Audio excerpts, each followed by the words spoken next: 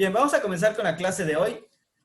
Hoy ya vamos a empezar a ver propiamente lo que es el material, pues de lo que es la materia que estás llevando en este caso, porque recuerda que la vez anterior estábamos viendo simplemente un repaso muy breve y rápido de organización del pensamiento uno, justamente para que no hubiera, o como para que estuvieras más fresco, ¿no? Entonces hoy vamos a comenzar viendo justamente la lectura que te dejé. ¿Lograste hacer la lectura que te comenté? Tienes el mute. Ah, te voy a quitar el mute. Ya. No, creo que ya. No.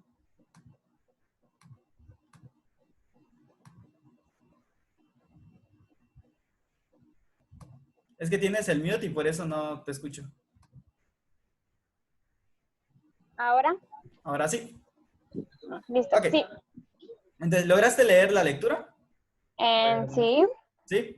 De acuerdo. De la lectura, a ver, te voy a poner aquí la lectura para tenerla a la mano.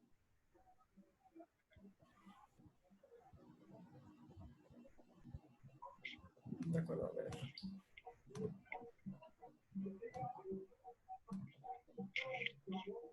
Ok, en la pantalla estamos viendo en este momento la lectura que te había dejado ayer.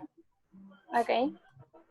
De acuerdo. De esta lectura, ¿qué fue lo que entendiste o qué fue lo que se te complicó o qué cuestiones son aquí las que hay que profundizar que te hayan quedado dudas? Bueno, entiendo que empezando la lectura dice que es un poco complicado delimitar exactamente lo que es el lenguaje, ¿no? Y todas sus características, que son muchísimas.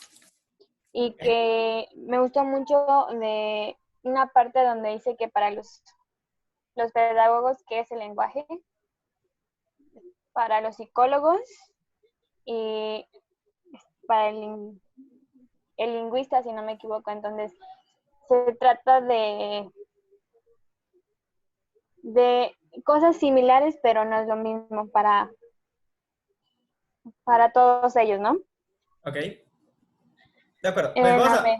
a... perdón. Ajá, ¿qué más? Ajá.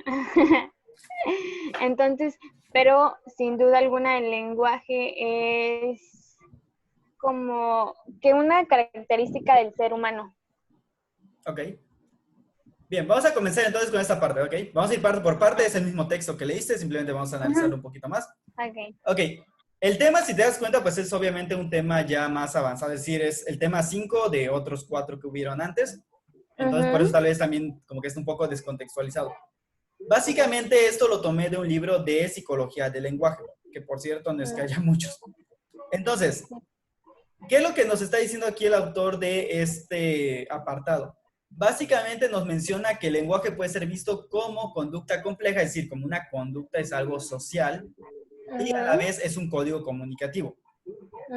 Es decir, son como que dos líneas al mismo tiempo. El lenguaje funciona de las dos maneras, tanto como conducta compleja, que implica esta parte de socialización, como un código comunicativo, perdón, en sí mismo, ¿ok?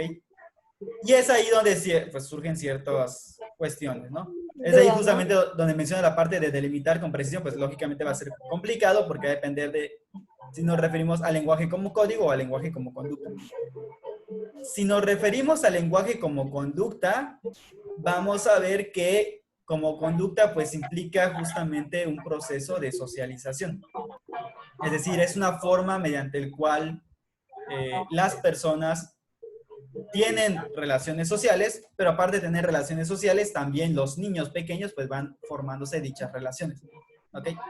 Entonces, pues lógicamente quiere decir que el lenguaje va más allá de simplemente algo escolar, es algo que se da en la sociedad misma. Es un proceso como se va formando. Es un proceso que vamos aprendiendo igual. Exactamente. Y que lógicamente va muy de la mano con el proceso del pensamiento. O sea, lenguaje y pensamiento son dos caras de la moneda, por así decirlo. Porque en este caso el lenguaje va a expresar el pensamiento, pero no sabemos hasta qué punto el lenguaje también lo va formando.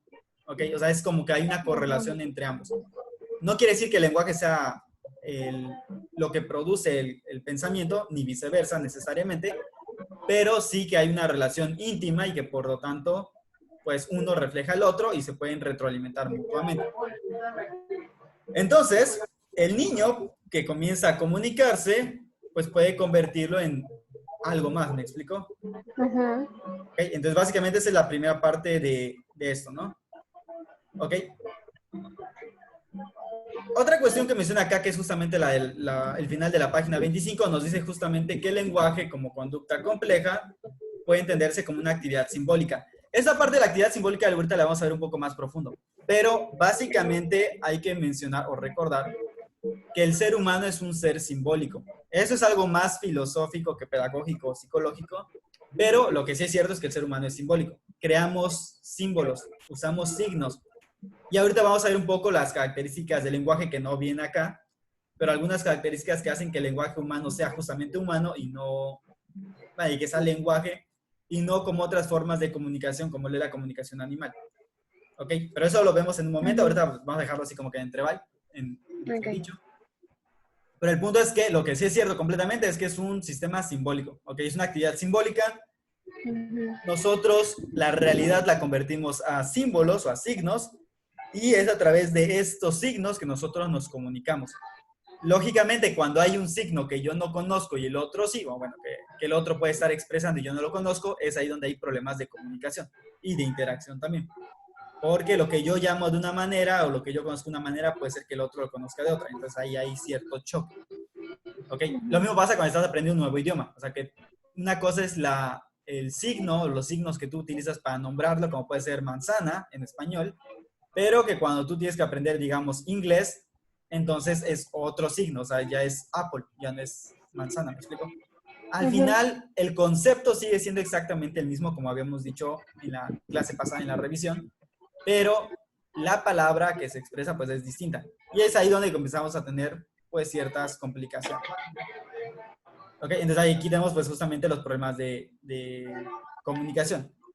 Y también cómo muchas veces se ven reflejados en intervención y análisis de diversos trastornos. Por ejemplo, si yo me doy cuenta que un niño no es capaz de tener cierto diálogo, cierta comunicación a un nivel o a una edad o a una etapa de desarrollo determinada, ahí yo puedo darme cuenta de que tal vez hay una situación que hay que trabajar o un posible trastorno que pues literalmente hay que mandar a un psicólogo o tal vez inclusive un psiquiatra, dependiendo del trastorno que sea. Entonces, el lenguaje también de alguna forma nos sirve a nosotros para ver reflejado el desarrollo cognitivo que tiene la persona, incluida obviamente los niños, que es donde lo vemos más claramente muchas veces. O sea, se espera que un niño a una determinada etapa de su desarrollo pueda hacer o decir ciertas cosas o se comporte de cierta manera, incluido obviamente el lenguaje. ¿Ok? Este lenguaje, pues obviamente es algo que ellos reciben. Es decir, ellos no crean su propio lenguaje, por obvias razones, sino que lo reciben de un mundo adulto, es decir, nosotros, ¿no? Entonces nosotros como adultos pues comenzamos bueno, de hecho estamos constantemente hablando con ellos. Entonces aquí el punto es esa parte que dice inmersos en el bosque tan caótico que a veces supone el aprendizaje de ciertos signos lingüísticos, etc, etc. Ok, el lenguaje se aprende de muchas maneras. Y eso es importante no solamente en tu propio idioma, sino también para aprender otros idiomas. Vamos a decir que hay una forma más natural de aprender el lenguaje, y ese es justamente un método más contextual. Es decir, nosotros aprendemos lo que sabemos, aprendemos a hablar porque nuestra familia pues habla con nosotros. Entonces vamos relacionando estos signos con ciertos contextos, con ciertas acciones, y es así como nosotros comenzamos a aprender, vamos a decir, de forma natural, ¿no? No lo aprendemos por una cuestión educativa, y el problema es que cuando pasamos entonces a lo educativo, es decir, cuando ya pasamos a una educación formal como es la escuela, pues el detalle es que muchas veces en la escuela se maneja un método que no es tan natural, es un poco más, yo le llamaría que es un poco más artificial. Eso va a depender mucho del modelo y de la forma como lo enseñan los maestros, pero en general hay modelos que son muy artificiales. Por ejemplo, el típico, lo que pasaba en español, ¿no? Que te enseñen a conjugar los verbos, pero te los enseñan simplemente como reglas, ¿ok? O sea, la regla es así, así, asado, tú repites. Eso obviamente al final es necesario también, pero va a depender de qué grado escolar esté. O sea, los niños más pequeños deben de aprender pues más que nada de forma natural, ¿no? Ya tal vez en grados más desarrollados ya puedes ir desglosando reglas y gramática y ortografía y todo lo demás. Pero El detalle es que cuando tú comienzas con todo esto, pues sí, puede ser que te aprendan las reglas, pero no aprenden exactamente el sentido. Y esto que menciono es igual o inclusive peor cuando se trata de aprender otro idioma que no es el nativo, justamente por lo mismo. Por ejemplo, tú puedes aprender inglés en la típica forma de que te enseñen los pronombres, te enseñen los verbos, te enseñen a conjugar, etc., ¿no?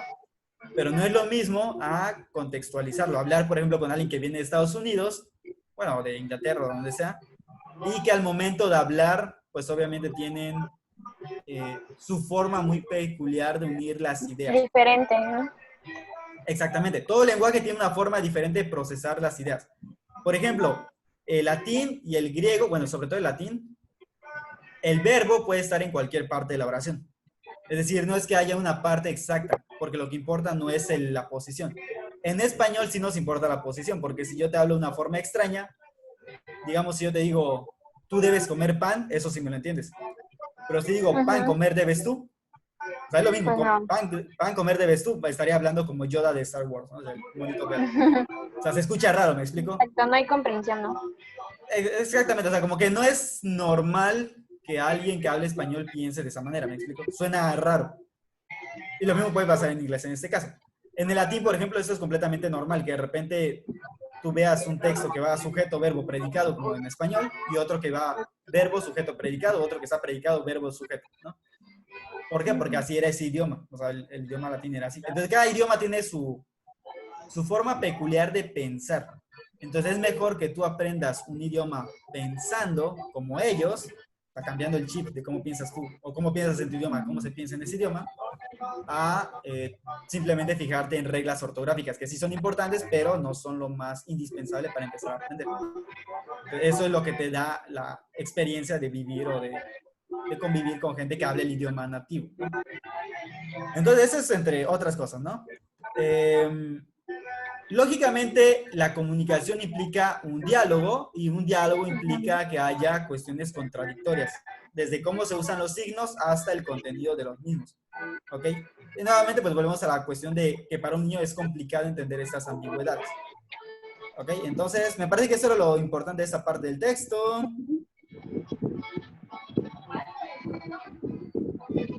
Nos menciona un poco de los sordomudos y ciegos respecto a cómo se comunican y que pues es un síntoma, lógicamente.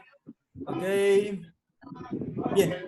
Luego tenemos la cuestión del lenguaje como código comunicativo, perdón. En este caso, como código comunicativo, tiene una significación social y que por lo tanto pues va a ser hasta cierto punto arbitraria. Nos dice, o sea, arbitraria de alguna forma es que quiere decir que alguien lo inventó y lo puso ahí porque quiso, ¿no? Cuya función esencial es la interacción inmediata, es decir, mantener conversaciones, y meditaba, es decir, la escritura.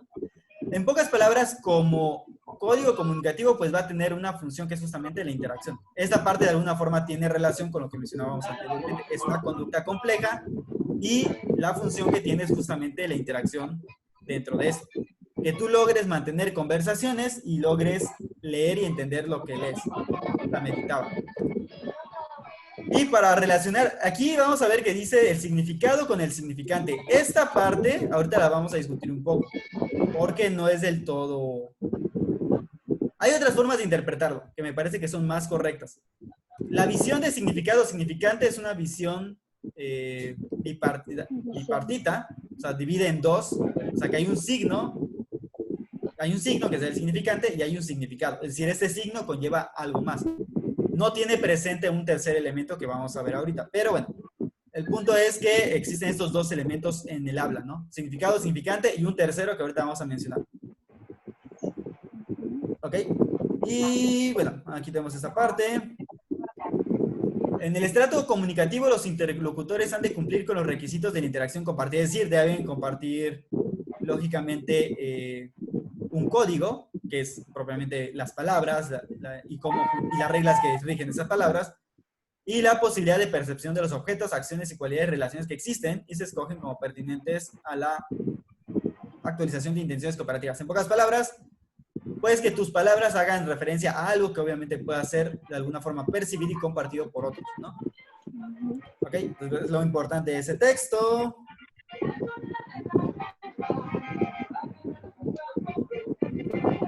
Ok, Ok, aquí le da énfasis, pues, lógicamente, la parte comunicativa. La parte comunicativa, pues, va a ser muy importante.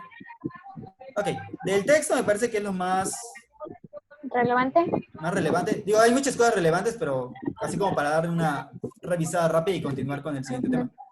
Porque aparte ya lo leíste y por lo visto no tienes muchas dudas, ¿no? O sea, dudas del ujú, texto en sí mismo no tienes. ¿Ok? no. De acuerdo. Entonces, pasemos entonces a la siguiente parte, justamente, porque aquí es donde acaba esto. Aquí menciona lo de la multifuncionalidad.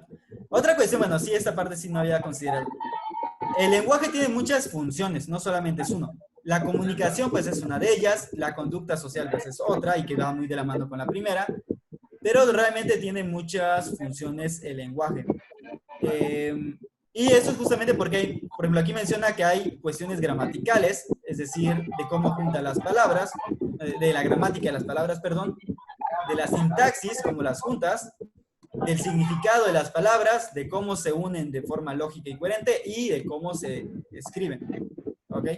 Entonces son muchos tipos de funciones que hay que cumplir y que obviamente a alguien, por lo menos en la escuela, pues se les debería de estar enseñando justamente todo eso. Teóricamente se enseña, pero creo que tú te darás cuenta que no todos, inclusive en grado universitario, son alfabetas. Es decir, puede ser que no sean analfabetas porque sí tienen educación, pero son analfabetas funcionales. Saben leer, pero no saben entender lo que leen. Ajá, O sea, ok. no logran hacer interpretación. O sea, te pueden decir tal vez, en ocasiones ni siquiera lo gramatical. O sea, te juro que hay personas que ya están en universidad o inclusive ya son profesionales y no saben escribir bien, no saben las reglas básicas de gramática, mucho menos de ortografía, ¿verdad? Ni de ortografía, mucho menos de gramática. La sintaxis la hacen inadecuadamente. El significado muchas veces no saben qué significa lo que escriben. Es decir, pues sí, saben que están escribiendo algo, pero no saben exactamente qué significa eso y algo que están escribiendo. Lo semántico puede Comprende. ser, exactamente, no lo comprenden. Aparte, lo semántico puede ser confuso porque las palabras no son todas iguales. Es decir, hay muchas palabras que usamos en diferentes contextos. La gente no suele entender contextos. Un ejemplo rápido y sencillo es lo que pasó recientemente con TV Azteca. Literalmente Javier Alatorre había dicho algo así como que no le hagan caso a Gatell, ¿no? Y todo el mundo se fue con eso y obviamente los atacaron. El detalle es que él nunca dijo que no le hicieran caso a las estrategias de salud que se están llevando a cabo. Todo el contexto de toda la noticia giraba en torno a los datos que da el señor Gatell. ¿Ok? Ajá, sí. Y por lo tanto, lo que estaba diciendo realmente cuando dijo eso era que no le hagan caso a los datos, que esos datos son irrelevantes. Y en realidad está diciendo que son irrelevantes porque son más que los que él dice. O sea, en pocas palabras, no te está diciendo que dejes de hacer, para que dejaras de llevar a cabo todas las recomendaciones de salud, ni que fuera mentira el virus. Al revés, está diciendo que la situación era peor y que por lo tanto no podías confiarte pensando en que era menos, ¿no? Sin embargo, es lo que te comento, la gente no entiende del significado de acuerdo al contexto. Ese era el contexto. La gente escuchó lo que quiso escuchar y pues obviamente se le echaban la tierra a TV Azteca. Pero en realidad no dijo nada que fuera completamente mentira, o sea, dijo toda la verdad en ese sentido. La cuestión aquí es contextualizar. Lo mismo pasa con ciertos ejemplos de lo que pasa muchas veces en religión, que se interpretan cosas inadecuadamente, sobre todo cuando alguien es de leer mucho por su cuenta y no pensar en qué se supone que es la interpretación de su propia iglesia, porque tú puedes leer la Biblia, o sea, tú puedes leer toda la Biblia como quieras, ¿no? O sea, tú puedes leértela toda. Ajá, ¿Qué pasa con la Biblia? La Biblia es un libro de más de 3000 años de antigüedad. De hecho, creo que es hasta más antiguo.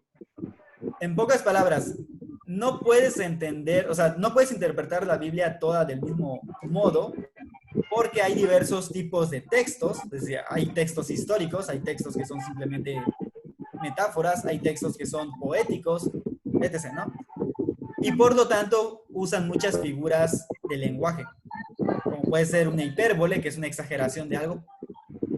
O sea, hay muchas figuras, ¿me explico? Hay metáforas, hay hipérboles, hay paráfrasis, hay parábolas, ¿me explico? Entonces, si tú no eres capaz de entender el pensamiento de la época, del por qué se decía lo que se decía, del contexto en el que dicen lo que dicen, y encima entender las figuras literarias que se utilizan, pues entonces vas a interpretarte algo como si fuera literal cuando no lo es. Por ejemplo, había un padre de la iglesia llamado Orígenes, me parece que fue Orígenes, sí, Orígenes, que interpretó literalmente el hecho que decía de que si algo te hace pecar hay que cortárselo. Pues literalmente lo interpretó de esa manera y se cortó su miembro, ¿ok? Porque así lo interpretó de forma literal, cuando el texto es un texto metafórico. O sea, no se estaba refiriendo a que lo hicieras literalmente, estaba refiriendo a que si algo te hace caer, pues te alejes de ello, ¿no?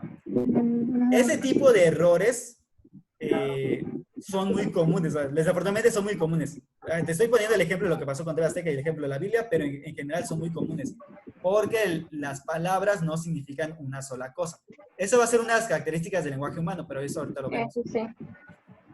Ok, entonces, bueno, terminado con esta parte, vamos a pasar entonces a el otro que me interesa que conozcas. Es el que te voy a mostrar ahorita, lo vas a leer durante la semana tranquilamente, pero ahorita te lo voy a mostrar así muy en general. Este recurso te lo subí apenas, creo que anoche también. Sí, creo que anoche también te lo subí. ¿Ok? ¿Qué es este recurso de acá? Aquí hay unas diapositivas que sí te pediría que puedas leer en tu momento. Ok. Pero este es el que vamos a ver ahorita. Es un libro, obviamente no vas a leerte todo el libro completo porque está enorme. Y aparte, pues, sí. Aparte, pues no está como que muy, digo, es una fotocopia que fue escaneada.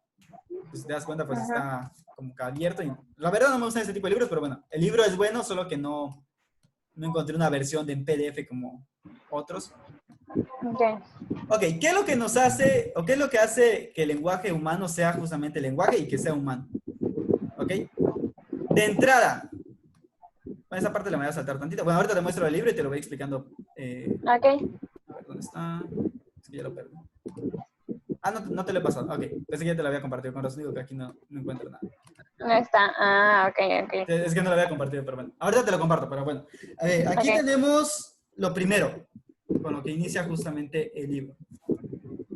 Hay un autor que seguramente has escuchado mucho, que se llama Aristóteles. ¿Okay?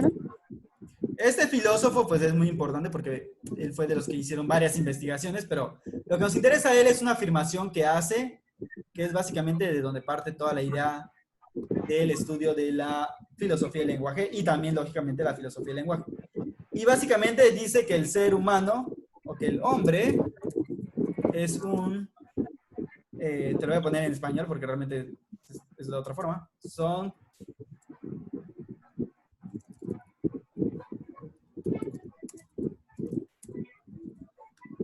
Creo que no me permite cambiar aquí el texto, pero bueno, sería este.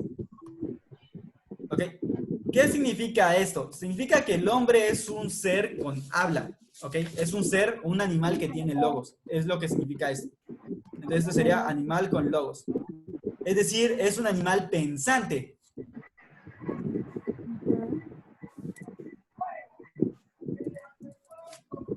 Aquí es donde se une en cierta forma lo que tiene que ver el lenguaje con el pensamiento. Logos es la forma de decir palabra, pero también la forma de decir pensamiento. ¿Okay? Entonces, logos realmente tiene varios significados en griego. Tanto palabra como pensamiento. Entonces, el ser humano es un ser inteligente, un ser pensante, pero ese pensar implica que hay palabras, ¿ok? Es un ser que tiene palabras, que tiene lenguaje propiamente. Y esa es una de las cosas que nos va a diferenciar del ser de otros animales. La otra cuestión es, además de que somos seres pensantes y que este pensamiento se ve reflejado en palabras, somos también, como decía el texto que habías leído primero, animales sociales. No lo dice él como tal, pero tiene que ver porque aquí hay una relación entre estos dos. Por un lado tenemos pensamiento, tenemos palabras, pero esas palabras las hacemos para comunicar algo. Y cuando tratamos de comunicar algo, quiere decir entonces que somos seres que viven en sociedad. Hablamos porque el otro nos tiene que entender. Y eso básicamente se da también en varios animales. Pero la diferencia es este logos, este pensamiento. Entonces aquí voy a poner la cuestión del pensamiento también. O sea, esto es palabra, pero también es logos como pensamiento. Por aquí. ¿Ok? Entonces tenemos que hay una relación entre estos tres. Tenemos pensamiento, el pensamiento lo expresamos por palabras y las palabras las hacemos para convivir con gente, para expresarnos y tener comunicación con los demás. ¿ok? Ya desde aquí tenemos una cuestión pues, bastante importante. Ahora bien, ¿qué es lo que hace que el lenguaje humano sea humano y no animal? ¿Tú qué crees que sea lo que diferencia el lenguaje humano del animal? Si es que se puede decir que los animales tienen lenguaje. Que la comprensión ¿Ok? La o el comprensión. significado. ¿De acuerdo? A ver, vamos a ver esto. El lenguaje humano. Humano sea humano. Bien, la pregunta puede parecer tal vez un poco extraña porque pues, estamos acostumbrados a nosotros hablar, ¿verdad? Sabemos que hay muchos animales que se comunican, desde nuestros parientes más cercanos, que son los primates superiores, como pueden ser gorilas, orangutanes, chimpancés, bonobos. De hecho, creo que el bonobo es el más cercano, junto con el orangután. Hasta, bueno, lo podemos ver fácilmente. Si sales a la calle y escuchas a los pájaros, vemos que los pájaros se comunican, ¿ok? Sí. Entonces, lo que sí es un hecho es que los animales se comunican. Inclusive puede decirse que las plantas se comunican. Pero aquí la cuestión es, bueno, ¿la comunicación animal es igual a la humana o es distinta? Y en todo caso, ¿qué sería el lenguaje en primer lugar? Que es uno de los tantos detalles, que es una discusión eterna de qué es el lenguaje y qué no es el lenguaje. Una definición rápida y fácil que yo te podría dar del lenguaje es que el lenguaje es un conjunto de signos socialmente significativos y que pues, nos sirven justamente para una función comunicativa y de relación, ¿ok? O sea, para relacionarnos a través de la comunicación. Eso sería una definición sencilla que yo podría darte, pero realmente el concepto es más complejo. En primer lugar, porque tenemos esta experiencia de que hay animales que también se comunican, ¿no? Exacto. Entonces, ¿qué características tiene el lenguaje humano para diferenciarlo de otros lenguajes o para diferenciarlo de, por ejemplo, lo que hacen los animales? Las palabras. Ok, tú habías O mencionado las símbolos. palabras. Sí, o sea, las palabras, pero las palabras tienen algo en especial. ¿Ok? Ahorita vamos a ir viendo algunas cosas. En primer lugar, vamos a considerar que el ser humano habla una lengua concreta. ¿Ok?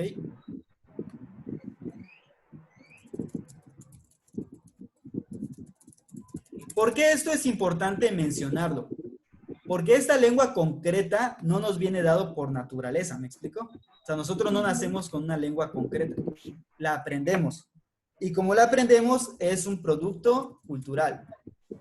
Es decir, puede ser que nosotros nazcamos con ciertas habilidades fisiológicas que nos llevan a poder hablar. Pero no somos, ¿cómo se llama? O sea, pero nuestro lenguaje no es fruto únicamente de eso. Es decir, biológicamente tenemos cuerdas vocales, pero las cuerdas vocales no necesariamente nacieron para hablar. Las cuerdas vocales las tenemos para emitir sonidos. Sin embargo, a través de la convivencia social, volvemos a esto de acá, porque como seres sociales creamos cultura, hemos creado lenguajes. Cuando nosotros aprendemos un lenguaje, y por aprender me refiero a cuando tú naces en una cultura determinada, aprendes una lengua concreta. Esta lengua concreta, como he mencionado anteriormente, no viene por biología. Si no, todos hablaríamos exactamente lo mismo como pasa con los chimpancés o con otros animales. Sino que básicamente esto viene por origen cultural. De ahí que haya tantas lenguas como culturas haya. Como un ejemplo sencillo, si nos podemos a pensar, por ejemplo, en los mayas o en la lengua maya, si yo te digo lengua maya, ¿tú qué te imaginas? ¿A qué zonas de México piensas que me refiero con lengua maya? Los pueblitos, Mérida. Ok, Yucatán, la península de Yucatán en pocas palabras, ¿no? Así es. Ujú. Ok. Pues resulta que la lengua maya es tan extensa, o la familia de la lengua maya es tan extensa, que hay muchas lenguas que están relacionadas con el maya. Es decir, no son el maya que conocemos, pero son de la familia del maya, o nacieron de la familia del maya. Por ejemplo, el huasteco, o ciertas ramas del huasteco, son parientes del maya. O sea, han surgido o tienen cierta relación con el maya. Cierta relación lingüística, claro. El chontal es un tipo de maya. Hoy en día simplemente diríamos que alguien habla chontal y ya, como si fuera un lenguaje diferente. Pero es parte de la familia del maya. Es decir, hay cierta relación que tiene que ver con el maya. Y así hay un montón de pueblos que tienen relación con el maya. O sea, hay un montón. Ahorita solo me estoy refiriendo al huasteco y al chontal, que son los que más me acuerdo, pero en general hay muchos idiomas. Inclusive dentro de lo que es, por ejemplo, el maya, hay varios tipos de maya, porque el maya yucateco es el principal, vamos a decir que es el que más conocemos, como el maya, ¿no? Ajá, sí.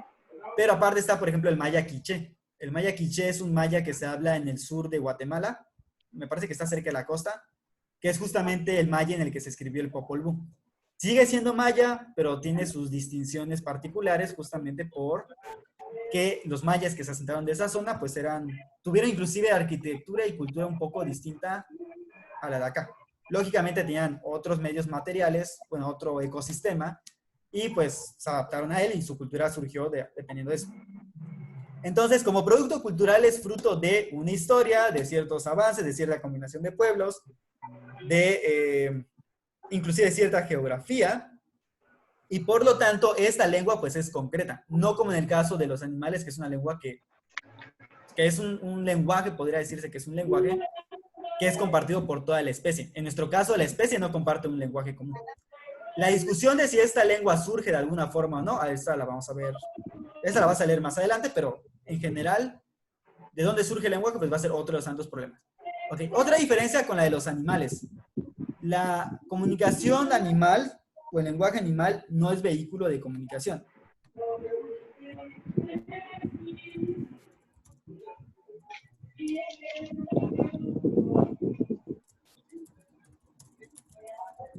Aquí puede parecer un poco extraño que mencionemos esto porque pues, vemos que los animales se comunican.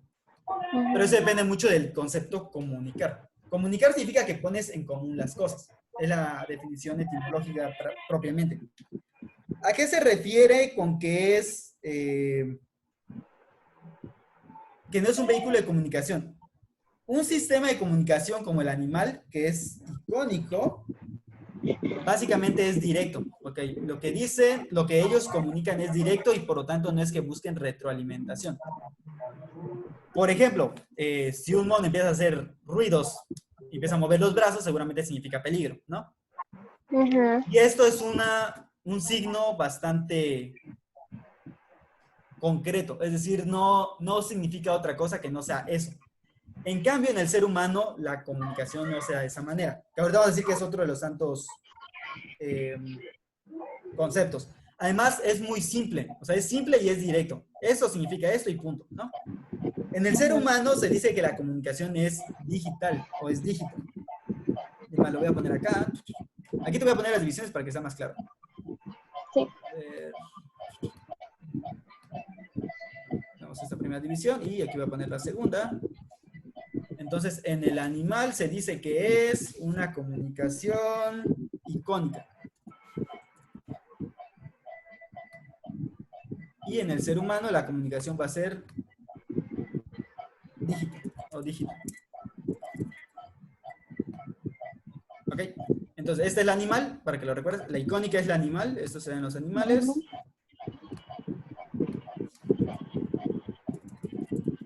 Y esta se da en el ser humano.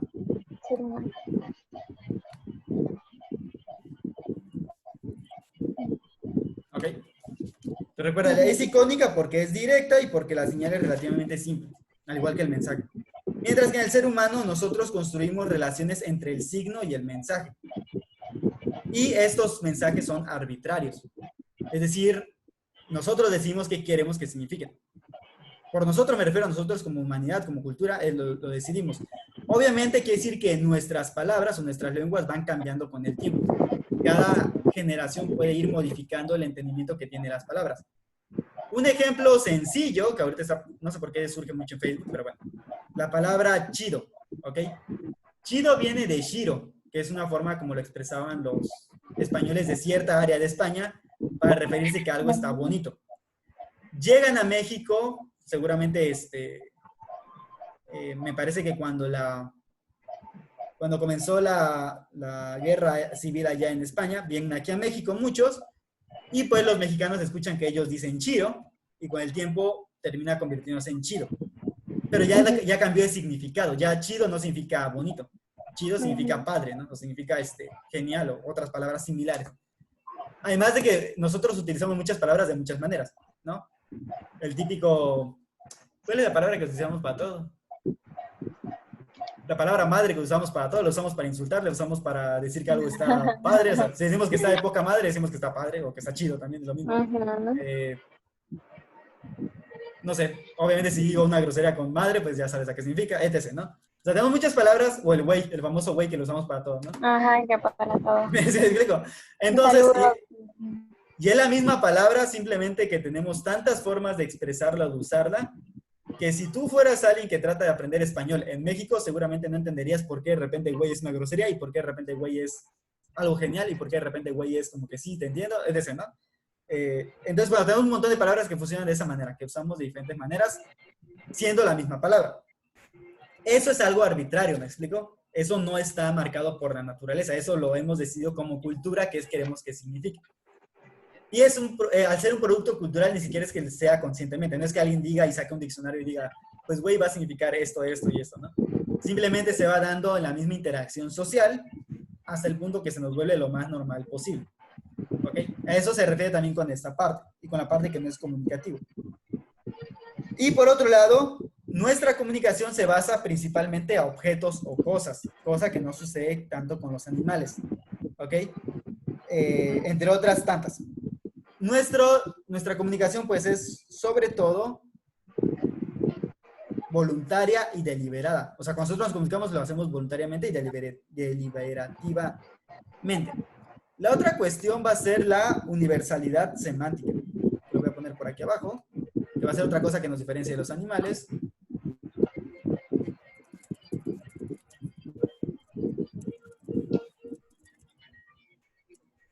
Que me equivoqué. Okay, es universalidad.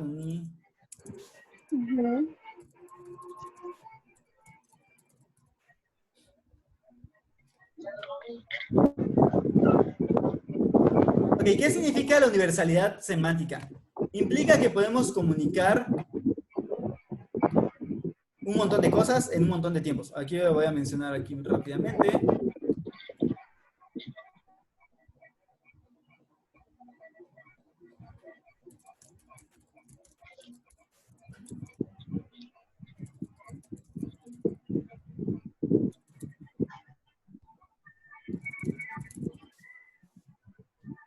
Ok, lo voy a dejar aquí con esa parte de que se pueden comunicar elementos infinitos de información, porque si no o sea, me tendría que ocupar todo esto. ¿A qué me refiero con esta parte? O sea, no me refiero a la clase, lo voy a dejar aquí, me refiero a eso que estoy escribiendo. Sí, aquí. Ok, se pueden comunicar elementos infinitos de información. De hecho, aquí he estado, sinteticé básicamente todo, porque pues, es un montón. O sea, básicamente tú puedes comunicar sentimientos, ámbitos, propiedades, cosas, aspectos, y lo puedes hacer en pasado, presente, futuro. Es decir, el ser humano es de los únicos que pueden comunicar algo futuro. Algo que todavía no es, pero que podría ser. Pero que aparte nuestro futuro es un futuro, ¿cómo se llama? Ambiguo o bastante abstracto, porque justamente el futuro pues podría ser muchas cosas. Inclusive podemos proponernos cosas que podrían haber sido, el famoso hubiese. Yo hubiese hecho esto. Ese hubiese es algo que un animal no puede hacer, ¿me explico? O por lo menos no tenemos evidencia de que puedan hacer. Podría ser que en algún futuro descubramos que sí pueden, pero hasta ahorita no hay evidencia de que ellos puedan hacer este tipo de dobleces en su lenguaje para expresar cosas que ni todavía son y que aparte podrían haber sido de otra manera. Es decir, las famosas posibilidades. El ser humano es capaz de hacer todo esto. Eso es lo que nosotros conocemos como la universalidad semántica. Y por otro lado es infinitamente productivo porque podemos comunicar muchas cosas, miles de cosas que tiene que ver. Y aquí tiene que ver mucho con lo infinitamente productivo y con el desplazamiento. Es decir, por ejemplo, cuando hablamos de algo futuro, pues estamos haciendo un desplazamiento en este caso. ¿Ok? ¿Por qué? Porque es algo que no sabemos, es una suposición que podría darse, pero eso no lo han hecho los animales. Y por otro lado, esto también incluye, o sea, este tercer punto, lo que me refiero con la universalidad semántica, incluye la reflexibilidad o capacidad metalingüística. Es decir, podemos hablar sobre la misma lengua de la que hablamos. Podemos analizar nuestra propia lengua, que es otra cuestión que no hacen los animales, ¿me explico? De ahí que nosotros podamos tener semántica y podamos tener gramática y podamos tener muchas disciplinas que estudian el mismo lenguaje. ¿Ok? Eso se da justamente porque nuestro lenguaje es abstracto. Es decir, las palabras no están necesariamente pegadas a un estado de ánimo o a un objeto concreto. Pueden significar muchas cosas. Y esto se da porque tenemos un lenguaje simbólico. Entonces, todo esto podemos resumirlo en lo que habíamos mencionado desde un principio. Que el ser humano es un animal simbólico. Es decir, nuestro lenguaje es simbólico, es abstracto justamente porque nosotros somos simbólicos.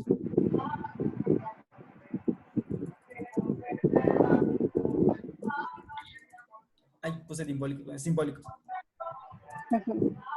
¿Ok? Entonces, aquí ya tenemos básicamente esta primera parte, ¿no?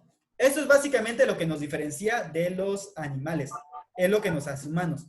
Y por lo tanto, si lo vemos desde un punto de vista pedagógico, el lenguaje tiene tanto la función de desarrollar el pensamiento, es decir, cuando nosotros enseñamos el lenguaje, también estamos enseñando a pensar. Y a la vez, esto nos sirve para vivir en sociedad, porque pues somos estos animales sociales, esos seres políticos que diría Aristóteles, o el son politicón. Así como somos son logos de Jon, somos son politicón. Entonces, estos seres sociales, pues obviamente producen una cultura, producen una forma de interactuar, vamos a decir, de vivir, que se convierte en producto cultural. Por producto cultural podemos entender toda producción del ser humano que no viene dada por la naturaleza.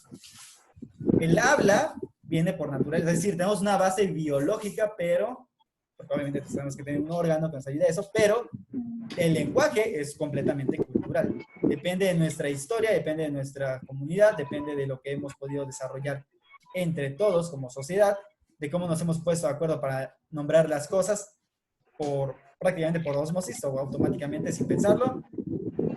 Nuestra comunicación es dígita, mientras que la animal no.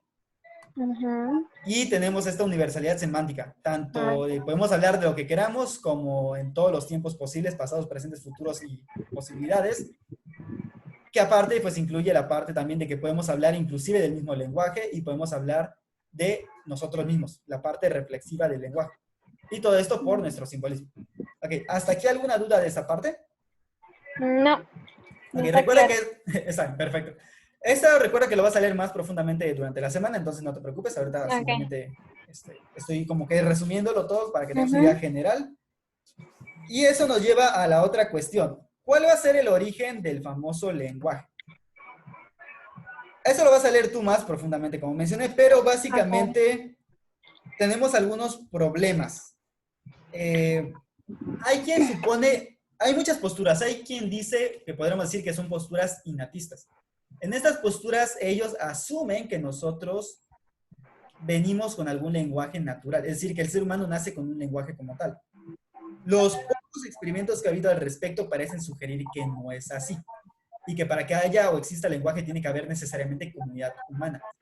Para eso podemos acudir a las investigaciones que se han hecho sobre niños salvajes. Los niños salvajes, yo le llamaría a los chicos de la selva, son básicamente niños o bebés que desde pequeños se perdieron en la selva, o los perdieron en la selva, o se escaparon a la selva, y estuvieron tanto tiempo lejos de los seres humanos y milagrosamente sobrevivieron en algún punto, que cuando vuelven a ser encontrados, muchas veces ellos ya no se comunican como seres humanos, ya no pueden hablar. Lo que hacen es más bien emitir sonidos como lo hacen los animales.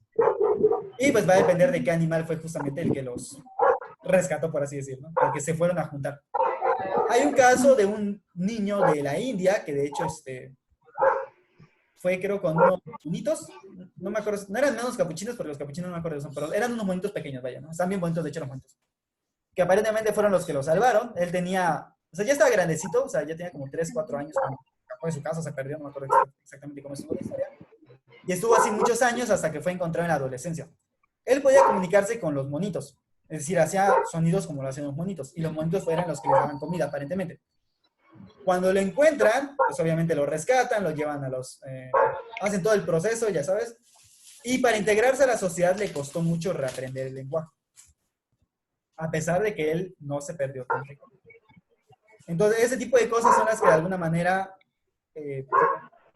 niegan, o más bien irían en contra de la idea de que venimos con un lenguaje natural. Porque simplemente parece que no venimos con ningún lenguaje. El otro problema es, no tenemos órganos específicos para el lenguaje. Es decir, sí tenemos órganos obviamente fisiológicos, como puede ser la garganta, las cuerdas vocales, pero no son propiamente para el lenguaje. Esos nos sirven para hacer sonidos, pero nada implica que hayan sido hechos justamente para hablar. ¿Ok? Entonces es ahí donde tenemos otra cuestión. Inclusive en el cerebro me parece que no tenemos un elemento propiamente que sea el lenguaje. Sabemos que hay un lugar que tiene que ver con el procesamiento del lenguaje, pero no que lo produzca como tal, ¿me explico? Que es el área de Wernicke, perdón, y el área de Brock. Que cuando estas áreas tienen algún daño, pues básicamente se puede llegar a perder el lenguaje o buscas la palabra y no logras encontrar. Va a depender de exactamente qué daño sea, ¿no? Que suelen ser las agrafias o las afasias. No son agrafias. Me fue otra palabra, pero luego te la digo. El punto es que hay varios trastornos distintos donde se ve afectado la capacidad del lenguaje, ya sea de interpretarlo, ya sea de emitirlo o de entenderlo. O inclusive que hay palabras exactas que se te van. Tienes que darle toda la vuelta al concepto para explicar exactamente lo mismo que diría un concepto específico. ¿Me explico? Entonces, esas son de las cosas que podemos encontrar del por qué es complicado hablar de un origen del lenguaje. Hasta ahorita parece que el lenguaje surge únicamente por la interacción con otros seres humanos y no como que tengamos ya algo por naturaleza. ¿Ok? Esa parte pues la lees más profundamente y para terminar, lo que sí me interesa que quede un poquito más claro. El lenguaje, como hemos mencionado anteriormente, es un sistema de signos. ¿Ok? Lo voy a poner aquí. Lógicamente, esta es una definición muy vaga, pero suficiente. Sistema de signos. ¿Ok? Ahora, la pregunta es, ¿cómo funciona entonces el lenguaje? ¿O qué podríamos hablar del lenguaje en este caso? Pues tenemos algunos puntos importantes, pero aquí te lo quiero resumir para pasar. Ok, comencemos por lo primero. Es un sistema de signos, perfecto. Voy a usar otra cosa. Vamos a usar el verbo.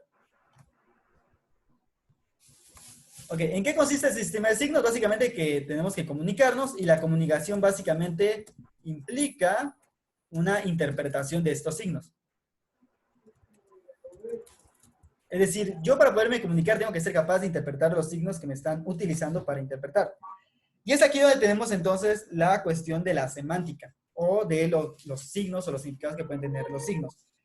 Para eso hay que entender entonces, lógicamente va a haber muchos autores que hablen sobre los signos. Por ejemplo, San Agustín fue uno de los primeros en hablar sobre el signo y va a haber muchos que van a hablar de esos. San Agustín, Juan de Santo Tomás, en la Edad Media, por ejemplo. En la Edad Media le dieron mucha importancia a la cuestión del lenguaje. Justamente porque era un vehículo para expresar algo divino, entonces, pues, ¿cómo expresas la palabra de Dios en lenguaje humano, ¿no? ¿Hasta qué punto podemos tener ese alcance? Esto cuando pasa a la época moderna y contemporánea, pues va a dar un análisis más profundo al respecto. Entonces, tenemos por un lado esta parte, y es aquí donde va a aparecer un autor importante, que pues vas a terminar leyendo también, pero vas a leer un poquito, porque no es que traiga mucho. Se llama Charles S. Peirce. Peirce, este autor, va a retomar un poco lo que decía San Agustín, lo que decía Juan de Santo Tomás y lo que decía el mismo Aristóteles, y va a crear una teoría que se llama la triádica del signo, o la concepción triádica del signo.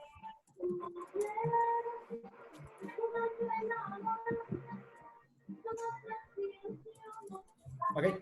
¿En qué consiste esa concepción triádica? Aquí me equivoqué. Básicamente nos dice que los signos en realidad no solo se componen de dos elementos, sino se componen de tres. Ahorita voy a decir quién era el que decía que se componían solamente de dos, o quién fue el que lo rescató y de dónde normalmente se suele hablar acerca de él. Entonces tenemos tres signos según Peirce, ¿ok? Esto, bueno, no tres signos, sino tres elementos que van a ser importantes. Estos elementos van a ser el representamen,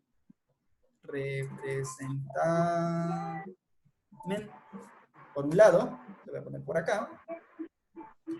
Por el otro vamos a tener el objeto.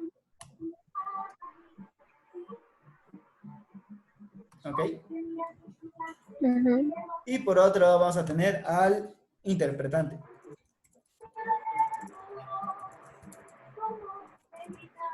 ¿De acuerdo?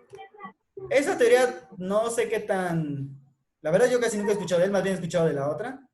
Entonces, para compararla, vamos a tener que aquí tenemos al otro autor.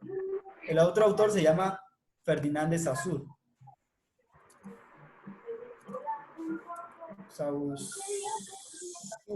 Saussure, ¿cómo se escribe Saussure? Saussure.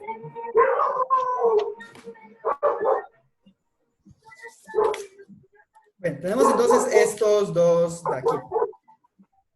Por un lado Peirce y por el otro lado Saussure. Ferdinand de Saussure. ¿Ok? ¿Qué es lo que va a decir él? Básicamente él va a decir que los signos son un significado y un significante. Es básicamente como él lo va a dividir. Por lo tanto, este no es triádico, este es más bien de dos. A ver, aquí te lo pongo.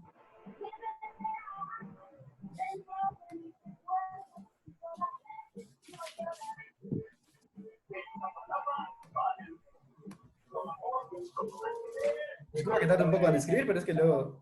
A ver, tenemos acá...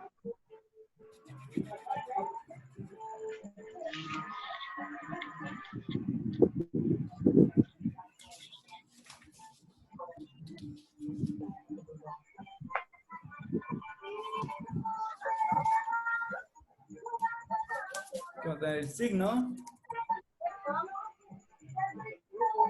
y el significado. Ok, esta es la, vamos a decir, la concepción más sencilla, que es la de este señor. Lo que pasa con este señor es que, lógicamente, pues no tiene en cuenta los tres elementos de acá. Este representante me sería el signo también. Aquí tendríamos el signo. O sea, esto es lo mismo exactamente.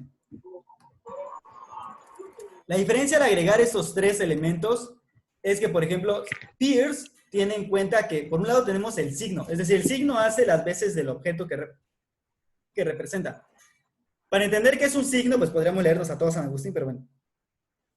Un signo básicamente es aquello que representa otra cosa que no está presente en ese momento. ¿Okay? O sea, es lo que representa a otro.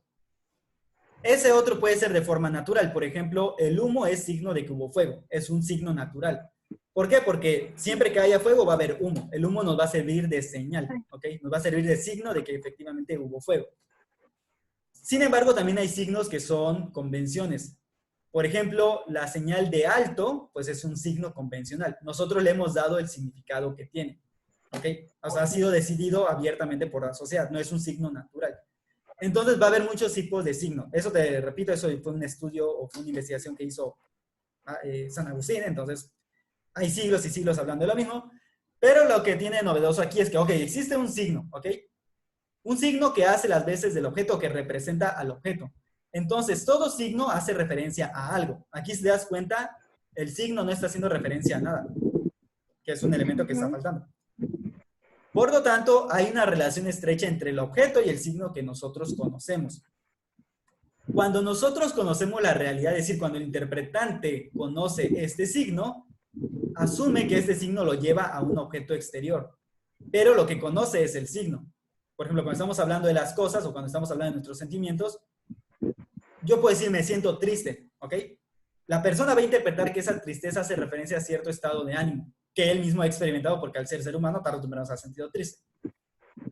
Y de alguna forma es así como nos entendemos, pero al final lo que entendemos es el signo. Mientras más ricos sean nuestros signos, más rico va a ser también nuestro mundo. Eso es algo que, por ejemplo, pensaba Heidegger, que el lenguaje es, él le va a llamar que el lenguaje es la casa del ser. Entonces voy a poner aquí, con eso voy a terminar ya. Heidegger. Lenguaje.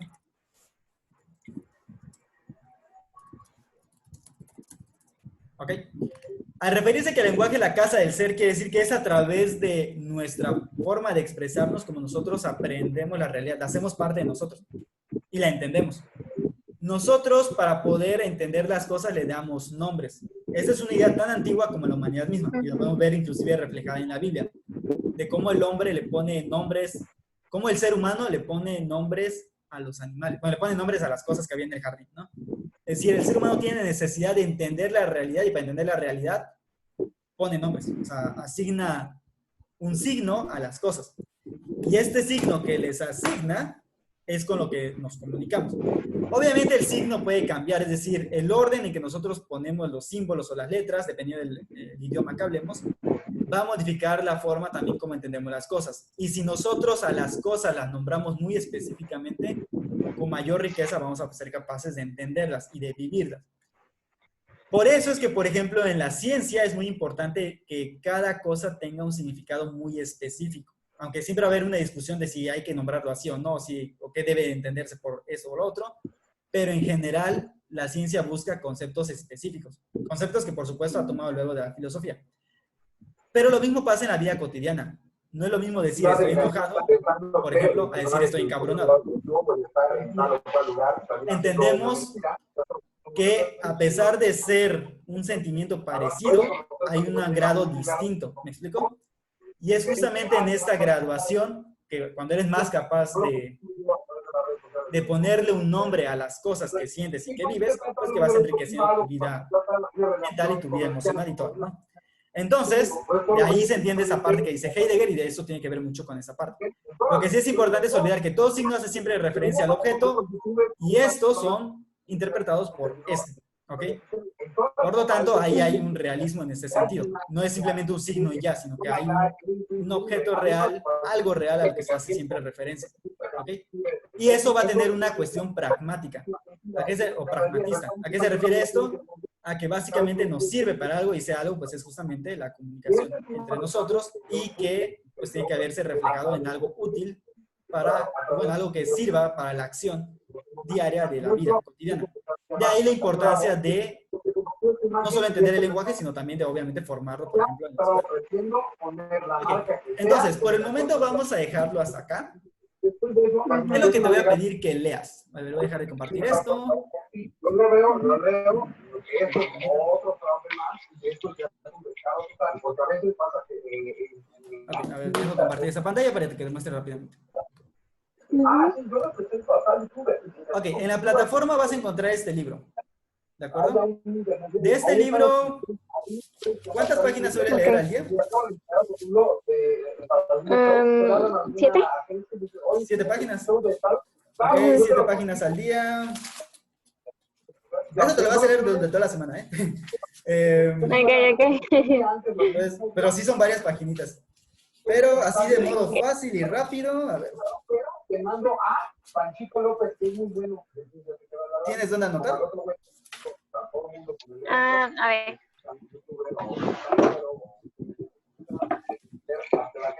Sí. Ok, vas a leerte de la 42 a la 46.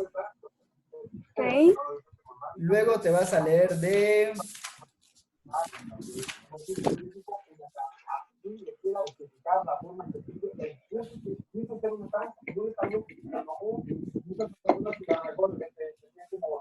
No, mentira, ¿sabes qué? No. A ver, borra lo que te mencioné. Vas a leerte... No, es que te voy a hacer leer menos, pero más específico. Okay. Léete de la 19 a la... Ajá. Uh-huh. De la 19 a la 35. Okay. Y de ahí te vas a saltar y vas a leerte de la 64 Ajá. a la 72. Okay. Yo sé que son un poquito de páginas, bueno, que son bastantes paginitas, pero léelas. Van a estar, a ver, te muestro dónde van a estar para que quede más claro y no vayas a perder.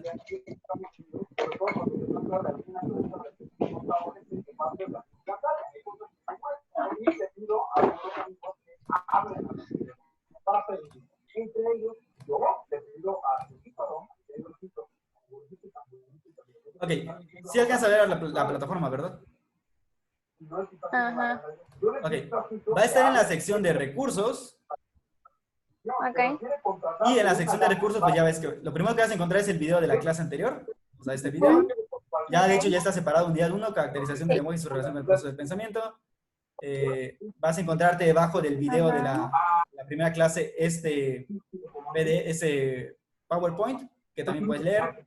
Esta es la lectura que ya leíste. Y esta segunda clase va a estar acá, ¿ok? Que es donde te metiste para el enlace. Aquí lo voy a poner. Debajo va a estar este archivo PDF, que es Filosofía del Lenguaje con ese Nubiola.